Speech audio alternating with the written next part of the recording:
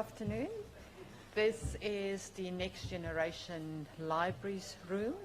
And we now, in this session, ready for our last presentation.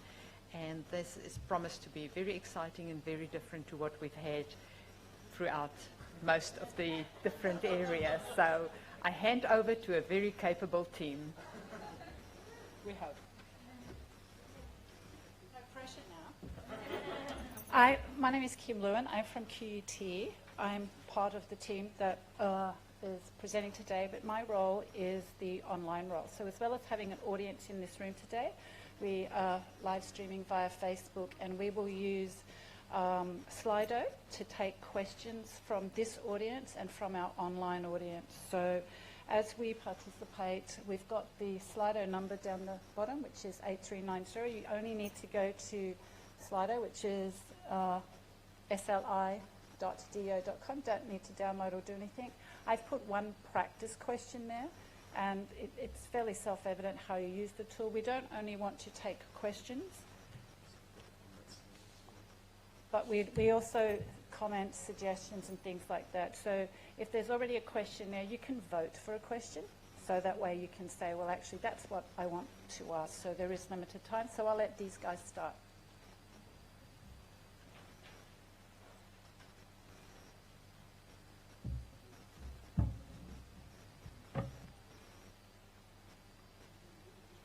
So this session is about digital literacies, communities of practice, and I'm just going to start talking about the Latrobe experience, just to sort of launch us into how this team, this cross-university team, got to where we are at the moment.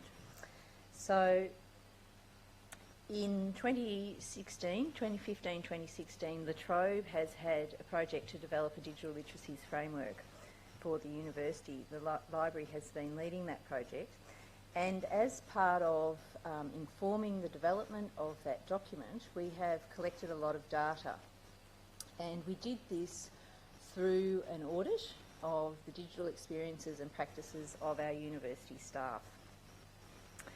Now, because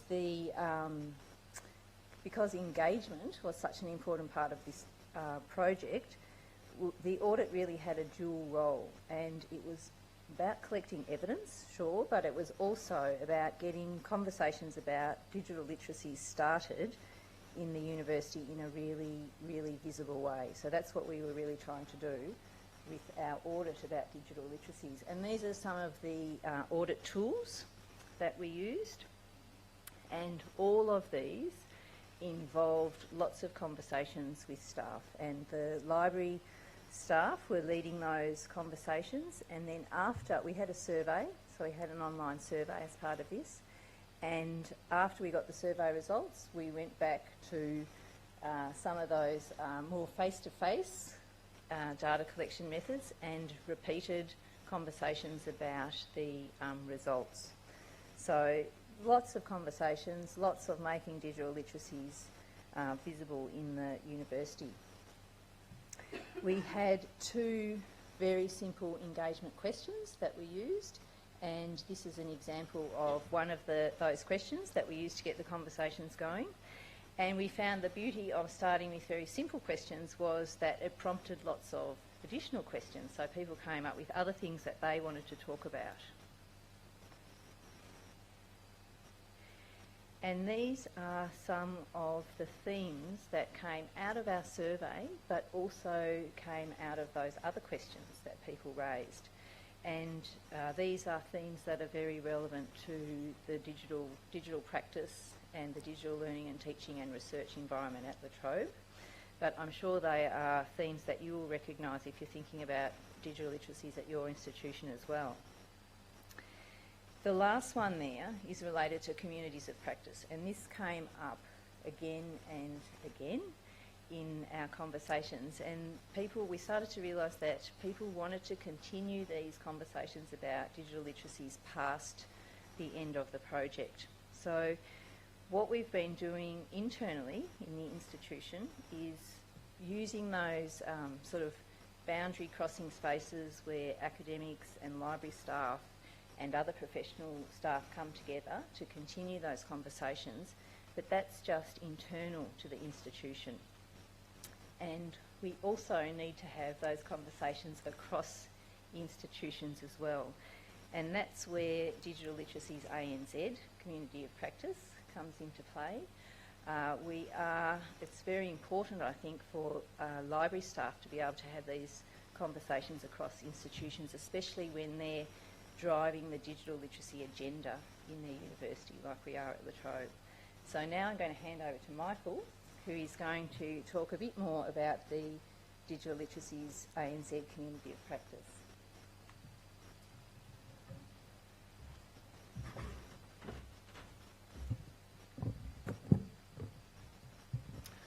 Hi everyone, I'm Micheal Arndell. I'm Associate Director Academic Services at the University of Sydney Library. As Fiona mentioned, I'm going to be talking about how the work that was done at La Trobe was built on to develop it further into a community of practice that would span across Australia and New Zealand. But let's start with a perspective from 1965. Oops. Yeah, perspective from 1965. I'll give you a moment to read it.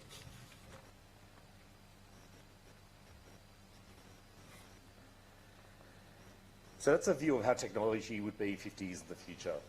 And it would be great if our interfacing with technology was as neat as this predicted, but the reality is a lot messier than that. The focus is shifting, and there's a greater focus on digital literacy skills. As information professionals, we're affected by that shift in focus because information literacy is viewed as a component of digital literacies. Digital literacies are increasingly being seen as a core component of any curriculum, and that's a direct response to what is recognised as needed in one's professional life. And it encompasses a range of skill areas. So an individual might have some experience in one or more of these areas, but it's very rare that someone is going to be comfortable in all of them. So this became a topic of discussion in the Learning and Teaching Advisory Committee of the Council of Australian University Librarians. It was proposed to develop a community of practice for Australian and New Zealand digital literacies practitioners. So we settled on the name Digital Literacies ANZ. The idea was that this would be a space for librarians, educators from all levels and professionals from all sectors. We intentionally wanted it to be something broader than just a library initiative.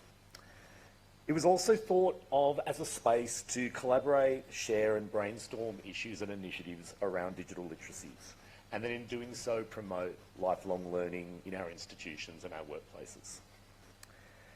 Initially, a handful of us have worked together to set up the community of practice, and we are all either current or previous members of the Core Learning and Teaching Advisory Committee. Our vision with the community of practice was that in the future, we might reach a critical mass of discussion and interaction. So the community of practice doesn't require us to keep it ticking along, it would become self-sustaining. Now, one thing that's been striking both prior to the conference, but also looking at some of the presentations during the conference, is that everyone has a slightly different definition of what digital literacies is. And there is different schools of thought about how much you need to define that at the outset and how much of it is formed as you go. But as a basis, just to get started, we started with the GISC model. As you can see there, the GISC model defines the capabilities for living, learning and working in a digital society outlined in those 6 elements. Now, while the GISC model is relatively neat, there are other snapshots that are more complex. So this is a screenshot from the All Aboard Digital Skills Metro Map. It presents an increasingly complex digital landscape. They've divided separate categories of digital literacies as metro lines, with stations sometimes shared across multiple metro lines.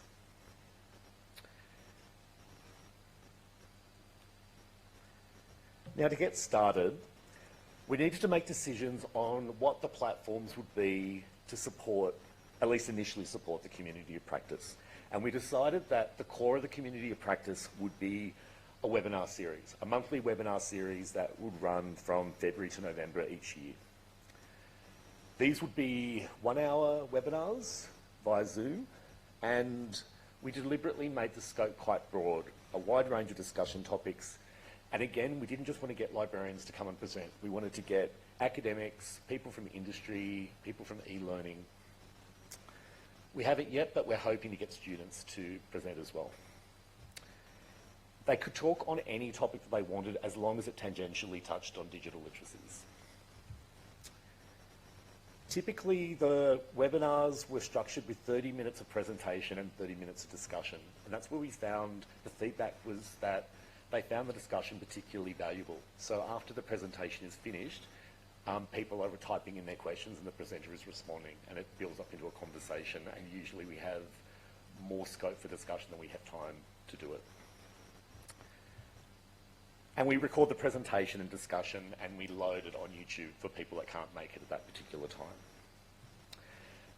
Linked to the webinar series, we repurposed the La Trobe Digital Literacies blog to load for the community of practice. So we have links to the videos, links to the presentation slides, and background information for about the presentations there. But we also have the program for the forthcoming 12 months of the webinar series. So having established the blog and the webinar series, we then thought we need to have a space to keep people up to date with what's happening, but also opportunity to discuss digital literacies issues. So to start off with, we've set up a Facebook page, a Twitter, and an email list via the call site. And since August 2016, the email has about 165 subscribers, and the Facebook and Twitter have about 100 followers each. So we've had 5 presentations so far. Digital Literacies in Professional Practice, which was done by Jane Cowell, Director of Engagement and Partnerships, State Library of Queensland. How Gamification Can Maximise Engagement with Digital Literacies by Eng Ung, Senior Coordinator, Digital Experience, La Trobe University Library. Learning to Code, the Role of Communities of Practice to Support Digital Literacies. That was presented by Matthew Davis, Associate Director, Site Services, University of Sydney Library. Digital Literacies and the Role of the Library in Cities of the Future, and that was presented by Hugh Gardner and Kim Sherwin from Arup, which is a design and engineering firm. And our most recent one was Decoding Digital Literacies, Definitions, Frameworks and Benchmarks, presented by Joe Caldwell-Nielsen, an Associate Professor at Deakin University. And then the last shape there is the one that we've got scheduled for June, What Makes a Successful Online Learner by Elizabeth Greener, Manager Online Learning Solutions for QUT.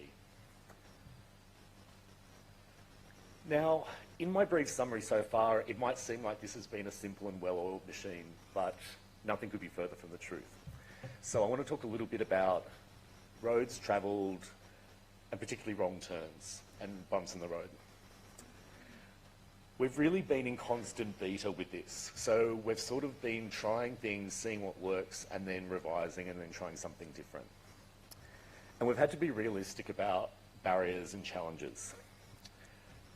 Particularly, despite all of us working in the information sector and priding ourselves on embracing technology, where technology failed as often as where technology succeeded. And that's okay. We had to cancel a session at the last minute because the presenters couldn't connect to Zoom via their institutional firewall. And it was one of those things we just didn't anticipate, and so now we've started setting up practice sessions a couple of weeks before just to check that everything works technology-wise. I think the other big barrier is time. So organisation of the community of practice is done by us on top of our day jobs. So a lot of it is last minute. But that's also true of those who have been generous enough to give their time to present, and those who have given up their time to actually participate as audience members. What's been great to see is that the community of practice, although it's starting off small, has been powered by an enthusiasm from lots of people to participate and share ideas. So thank you to everyone who has. So what's next? I'd like to invite everyone to contribute to the Digital Literacies ANZ community via one or more of those options. We haven't yet achieved our vision in terms of a critical mass of discussion and interaction, and we're still experimenting with ways to seed discussion via the various discussion channels. We're still at baby steps with it, so it would be great to get your input and ideas. And it would also be great if you're interested in doing a webinar, coming and talking to us, because we're always on the lookout for that. I'm also very conscious that we haven't had any New Zealand presenters yet. While people that have signed up to the community of practice are from Australia and New Zealand, we haven't had any New Zealand presenters, so that would be especially great. So that's basically it. Thank you. Kim, do you have any questions received? Okay. And the first, I'll just ask them to Michael. You can all hear me okay? One of the questions is how do we promote the community of practice? And that is really via these mechanisms. So we have the blog, Facebook, Twitter account, and an email where you subscribe to a list. Other than that, it's word of mouth and through these type of events. The other question, one of the questions I don't think we can answer, and that is how many non-librarians have participated so far? In the presentations? No, I imagine in the community of practice. I think it's probably heavily weighted towards librarians, but it hasn't all been librarians, but I couldn't tell you off the top of my head. We've tried a variety of mechanisms of getting people to register, getting them not to register, to see just what works best. And we have decided this year there will be more registrations so that we can plan better. We also then have contact details so that we can keep in contact other ways besides that email list. So we are trying to find out who's actually attending and then try and get feedback from them in regard to what do they want us to do, because this needs to be driven by you folks, not by us. One thing that I can say that there's a commonality of people that have come to join the community when I've talked to them. It's that there might not be something so well developed in their own institution, so they're actually reaching out to try and make connections and learn as well. The other question is, what are the plans for the community of practice in 2017? Well, like everything, it's a work in progress, and we were discussing some thoughts about that yesterday. We have the webinar schedule planned out for the rest of 2017. We've been just discussing other things that we might do in addition to that. So maybe if a presenter does a presentation in July, in between the July and August webinars, perhaps getting them to actually be present on Facebook or Twitter or the email list to actually generate some discussion and sort of keep that momentum going in between the webinar. And I have to say, even though we have an event schedule, we are opportunists. So if we have a conversation with you and you spark some interest, we'll go, hey, let's keep in contact with that person and get them involved. But also we aim to get suggestions and input from you guys or from anybody that's interested to say, well, these are the things that we are most likely to be interested in or that we have questions about. And we also started off with a monthly webinar series because we thought that was something that we could actually manage and we might get enough people to fill those slots. If we have the good fortune of having more people wanting to present than those slots, we just create more slots and have it twice a month. And the other thing that we've been talking about is how we can push the technology a bit further. So the webinars have been in some ways quite straight presentations. So someone presents, we have questions in the chat, and then the presenter answers the questions. So what we've been talking about is having Zoom rooms where we have some sort of conversation starter, and then groups go into those Zoom rooms and have the conversation with colleagues about those topics. And I think that might be much more stimulating for people and also make those connections, so that people can really meet outside Zoom to pick up those conversations and get collaboration going across institutions, because the thing that we're noticing is the commonality between the people in the community of practice and the potential for collaboration and developing resources and sharing resources. So these are the sort of things that we're heading towards, but we obviously need more critical mass, as we're saying before. And I think the discussion is often characterised by people feeling like it's a safe environment to actually say, I don't know the answer to this. Yeah, absolutely. Another question that's come in is how have you reached out to all university libraries in New Zealand and Australia? We've really done that through our networks and through call and different things. We have, by no degree have we been extensive. Michael's already highlighted that we have a whole lot of other things that conflict with our time and stuff. So we get together regularly just to go through some actions and to try and increase our reach and things like that. And sometimes like a burst of activity on Friday afternoon where you get through all the things that you've been saving up. We could say that we haven't been very aggressive in doing this. What we're trying to do is put the framework or the structure there and have people come into it because, we've all got so much to do anyway, but this is just so valuable and adds so much to our practice that we think it's worth hanging in there. And I guess we didn't know whether there would be, what sort of demand there would be. So it obviously is feeling a need to a certain extent because people are logging in and participating on the webinar. Sometimes it's different people from month to month, but there is a consistent attendance. My question is more, I miss a lot of this. So you'll need to speak up so that these folks on my little camera can hear. I'm not aware of it. I don't know who of my other New Zealand colleagues are aware of the community of practice. Have you heard of it? Can I have a show of hands who's heard of it? So we've got a lot of work to do, and I think it's sort of reflects communication in our libraries as well. You communicate, you think you get the word out there, but there's so many people who just slips past them. So I think we need to do more. I also think, though, that the value is in the word of mouth because we'll get emails saying, join this, look at this, join this mailing list, and most of us cringe and go, oh, great. That's what I need in my day is more emails. But it's for the people that have participated, that see some value, that then talk to their colleagues and stuff like that. And we can really only accommodate a certain volume, even though we have aspirations to grow this to a place, but it's also getting that model right. And as we spoke to someone the other day about having those breakout rooms, so it really is embedding those connections and being able to find different ways so that it's not just someone, which these folks here could be doing, sitting and just looking at a recording or a computer in front of them. It's really about that relationship building and the continuing conversations. So, question?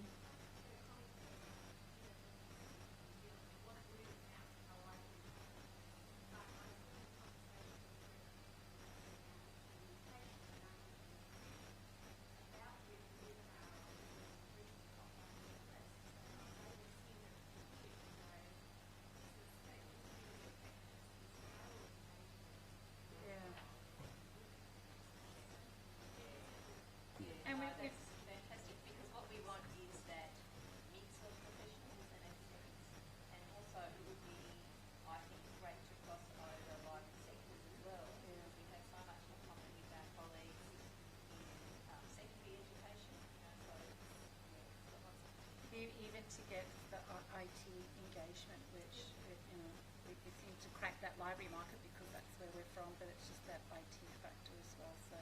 And I think this conference has been helpful because I've just been having chance conversations with people in the IT sector that have wanted the details to sign up. So, but if you're interested, have a look at our blog because we do record the events and then we put them up there so that folks can go there later and have a look at them if you have missed out on an event. And if you feel like writing, we are always looking for guest bloggers as well. So please don't hesitate to contact us. Yeah, give us a break. We need some time. So any volunteers or anybody that has a story to tell or a skill that they'd like to share, we're more than happy to hear from you, and you can contact us by any of those mechanisms. That's us done, I think. any other questions?